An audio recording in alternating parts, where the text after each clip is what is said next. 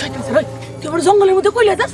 ওই জঙ্গলের মধ্যে তোমার পুতুল রে এক শয়তান আটকায় রাখছে। আমার পুতুল সোনারে চেয়ারম্যান শয়তান আটকে রাখছে। আমি তো চেয়ারম্যানের লগে থাই, চেয়ারম্যানের বাড়িতে যাই আহি, আমি তো সব আসল খবর জানি। ও, তুই তো শয়তানের ছেলা।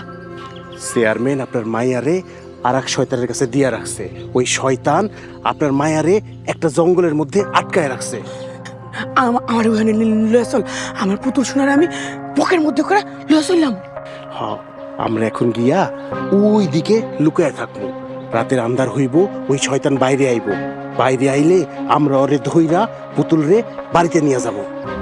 চল চল চল চল, আমার পুতুল সোনা, আমার পুতুল সোনা, আমার পুতুল সোনা। মা, ও মা, এই তোমার মারে দেখছো? না তো ভাই, আমি পাখির গ্রামে এলাম। ও, খালারে খুঁজে পাইতে আছেন না? না রে, এত রাত হয়ে গেল, এখনো বাড়িতে আয় নাই।